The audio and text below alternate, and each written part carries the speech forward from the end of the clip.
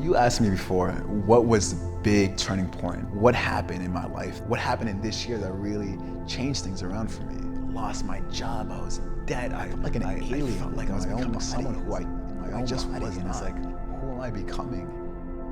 And I didn't know what to do, and I just thought about what my coach always told me. When you don't know what to do, work. And I came to the academy and I trained, because that's what I knew what to do.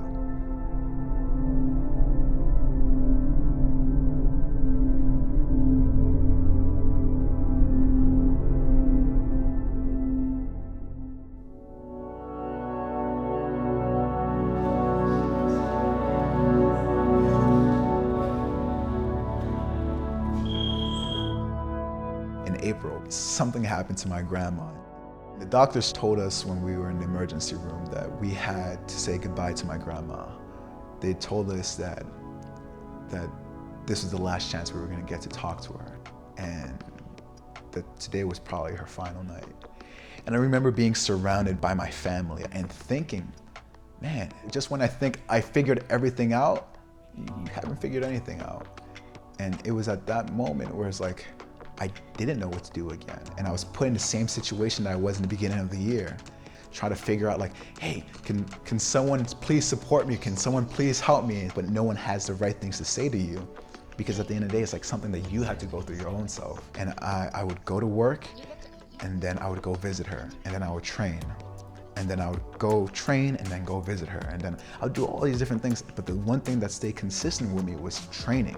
Everything's going bad, everything feels miserable, but I'm taking control of this one point of my life. It helped me find this inner peace within myself. It helped me realize I could take a breath. And my grandma pushed through that day, and she made it past that day, and she made it past the next day, and she made it past the next week, and she's still alive at this point, even after the doctors told us to say goodbye to her, not once, but twice.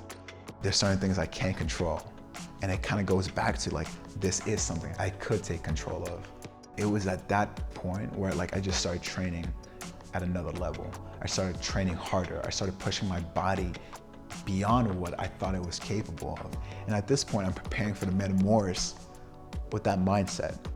The reason why I compete now is to be the best version of myself. As long as I'm the best version of myself on the mat, and I'm pushing myself, and I'm pushing my opponent to the very brink of our limits, I'm happy. I make peace with being in bad positions.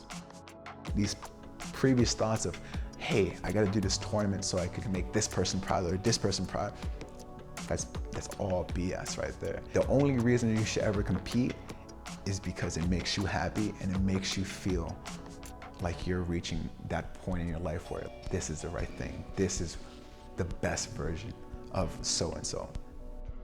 When I'm in Metamoris, I'm gonna say to myself, this is the best version of myself today.